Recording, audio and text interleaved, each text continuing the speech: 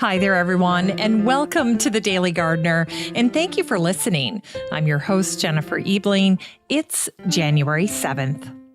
Today we celebrate an American poet, an essayist, and an editor who is often remembered in a photograph where she's dressed as Saint Barbara with a laurel wreath around her head. We'll also learn about the woman who started a flower club that offered rare and exotic plants to Swedish homemakers during World War II.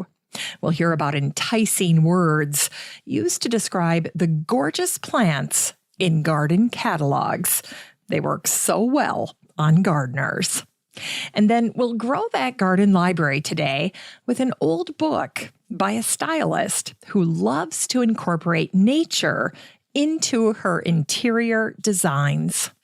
And finally, we'll wrap things up with a cheery story about the man who saw life through rose-colored glasses. Chin up. But first, I'd like to take a second to tell you about the Daily Gardener Friday newsletter. Every Friday, I send out the Daily Gardener newsletter, and it shows up as an email in your inbox. The newsletter is something I put together every week, and it has some very lovely content that I put together just for you. I'd like to start out the newsletter with some personal photos and updates, a little bit about what's going on around here in my own home and garden, with the hope that it inspires you and gets you thinking about your own space and garden in new and exciting ways. Then, I like to include some garden to-dos and creative resources, as well as little reminders for the month. And I'm a shopper, so I love sharing deals that I find with listeners of the show. And if you're a fan of the show, you'll also notice some favorite aspects from the podcast to help you get through the weekend. You'll see a little botanical history, some botanical poetry, of course, and a lovely list of all the featured books from the Grow That Garden library for the week. So handy. And I like to say, if you enjoy the podcast, you're going to love the newsletter. So head on over to thedailygardener.org and sign up for the free Friday newsletter today. Here's today's curated news. Today's article is from Fine Gardening, and it was written by Kristen Green, and the title is Beautiful Bark on Deciduous Trees. What a fantastic topic for this time of year when things seem so glum at times out in the garden.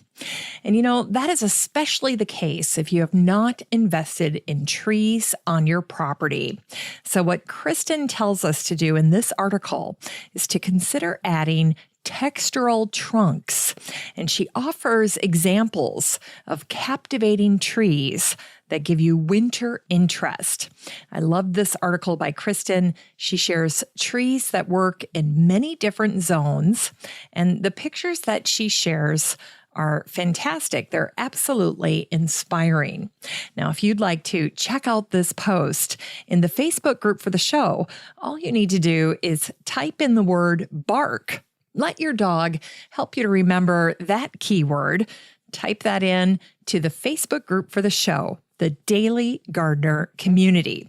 That way you don't have to track this thing down. It's all right there for you. All the posts that I curate, whether it's something from another magazine or a newspaper, or an original blog post that I've written for you over at thedailygardener.org. So the next time you're on Facebook, all you need to do is search for Daily Gardener Community, where you'd search for a friend and request to join. I'd love to meet you in the group. Here's today's brevities. Today is the birthday of the American poet, essayist, and editor, Louise Imogen Guiney, who was born on this day, January 7th, in 1861. Louise was the daughter of a Tipperary-born Civil War general named Patrick Guiney. And after living in constant pain from his war injuries, Louise's father died when she was 16. But her dad's bravery and morality helped to shape Louise's work. As her family struggled to make ends meet, Louise worked several jobs.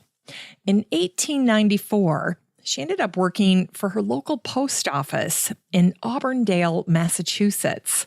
She was the postmistress. And when locals protested her appointment because she was Catholic, her friends responded to the backlash by buying so many stamps that Louise kept her job and actually got a raise.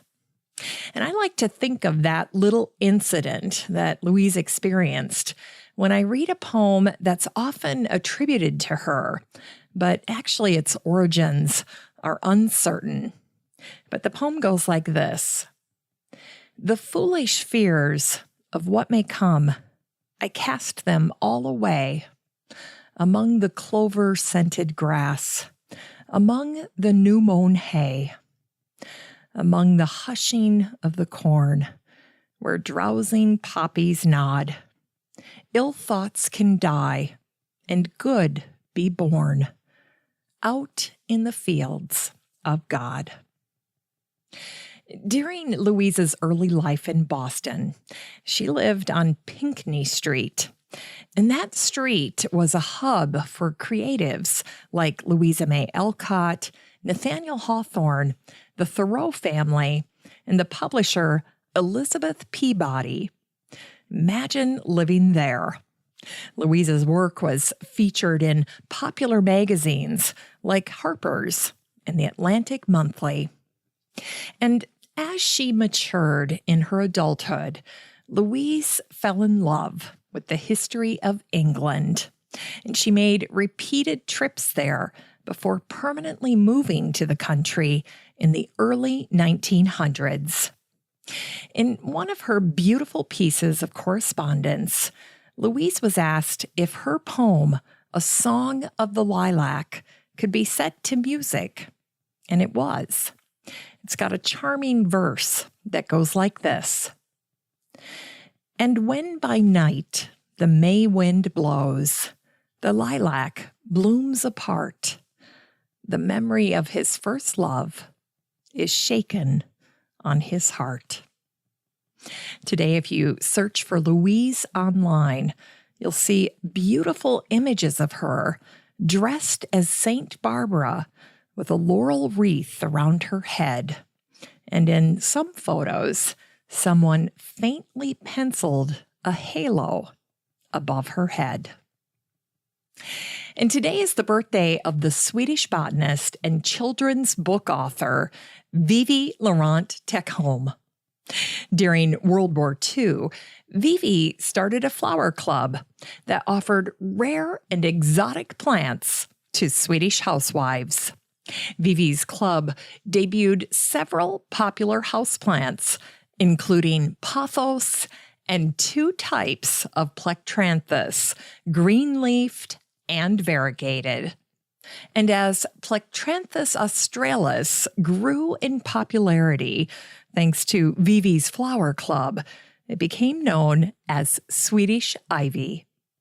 Now, the genus name Plectranthus refers to the spur-shaped flowers, and it comes from the Greek words for spur and flower, plectron and anthos.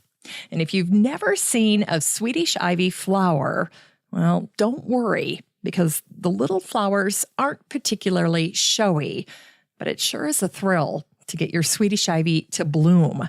I've had that pleasure, and I hope someday you will be able to enjoy it as well. Now, the species name australis means southern, and it refers to its native home of South Africa. And although it's neither Swedish nor an ivy, the stems trail, and it does resemble an ivy. With its square stems, it's easy to tell that Swedish ivy is a member of the mint family, and it's also related to the coleus. Now, I always like to say that Swedish ivy is a perfect first houseplant. It's excellent for beginners. I love to grow it in a tall or cylindrical planter or a hanging basket. And if you want to try to grow it, it's pretty simple. Swedish Ivy thrives in bright, indirect light. Now, the key here is indirect light. Don't put it in full sun or the leaves will burn. And if your Swedish Ivy looks leggy, it might need more light. And if your Swedish Ivy has yellow leaves, it's probably overwatered. In fact, it's better to keep your Swedish Ivy on the dry side than too wet. So think about that. If you've got some issues with your Swedish Ivy, you're a little dissatisfied about it, then you're going to need to change the way that you're taking care of it. Now, that all said, I like to give my Swedish Ivy a spa day every so often. I think that a lovely shower in the sink with a dollop of Dawn dish soap helps to keep my Swedish Ivy dust-free, and it also helps to keep pests away, as well as providing more humidity, which they love. Finally, don't be afraid to prune your Swedish Ivy. You can prune it back to 6-inch stems. I always think of it as giving my Swedish Ivy a haircut. You don't just let these things grow on into infinity. They'll always look better with a little pruning, with a little shaping, just like your own hair. Then, once you've got those cuttings, you just put them in a vase of water, and in a few weeks, the cuttings will be rooted. And then you can just pop them into soil, and you'll have a whole new plant. You can also use this method to make your plant a little more robust, especially if you're just starting out with a few new cuttings. You can add more cuttings as you do your pruning, and you'll end up with a fuller-looking plant. Now, if you love the green-leafed Swedish Ivy, you would probably also enjoy the sister species of this plant. So there's a variegated version that has white-edged leaves. I love that one. I especially love that in a bright-colored pot, something rust-colored or even purple. Looks spectacular with that. And then there's another species, the Argentatus, that features bright silvery leaves. Now, that one is really fun, and I love telling people that it's a sister to the Swedish Ivy because they often don't believe me. And then finally, the Amboinicus, the Cuban or Caribbean oregano species, has large, soft green leaves. It's very friendly, but you get a bonus with it. You get a powerful oregano fragrance. And I love to have that in the kitchen. Wouldn't that be absolutely lovely in a pot on your kitchen counter? Wonderful.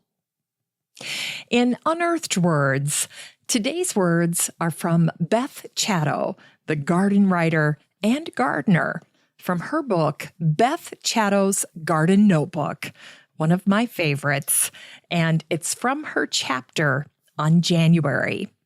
Here's a little excerpt. Since before Christmas, I have been nibbling in odd moments at my new catalog. I try to write word pictures of plants, which might make them irresistible. When I began the nursery 20 years ago, I issued a very small list with descriptions of plants as I saw them in place of photographs, which I could not have afforded. My catalog has grown with the nursery over the years, but there are still no pretty pictures. I have not actually gone into the cost because while I know they might help some readers, I myself, deep down, do not want to change. Does that sound familiar to gardeners? I think so. Beth continues. I am very attracted by good photographs in other catalogs, but I find I easily forget them. It's the difference between watching television and listening to a good radio play. I can take the works of the best writers and gardeners, such as Vita Sackville-West, Graham Stewart Thomas, or Christopher Lloyd, to bed and be lost till midnight, reading their thoughts and seeing their plants and gardens as a musician hears music, reading a score. Beautiful. It's time to grow that garden library with today's book, A Passion for Detail by Charlotte Moss. This book came out in 1991. It's an oldie but goodie. It was one of Charlotte's first books. And in this book, Charlotte shares her interior design's beauty, which often includes elements from the natural world. To Charlotte, much of our space's visual appeal can be found in the little details, and the same is true with our gardens. In Charlotte's book, gardeners will be inspired by the variety of objects that Charlotte displays, from dried flowers and vases to specimen plants and vintage pots. Charlotte encourages us to see the beauty in everyday items and to incorporate things that bring us the most pleasure, even if those items are traditionally used outdoors in the garden. I love that. This book is 192 pages of inspiration, courtesy of Charlotte Moss, incorporating rustic whimsy and romance in the little details that create gorgeous rooms. You can get a copy of A Passion for Detail by Charlotte Moss and support the show using the Amazon link in today's show notes for around $3. That's a steal. It'd be fun to send that book to a garden friend as a nice little gesture of friendship. Finally, here's something sweet to revive the little botanic spark in your heart.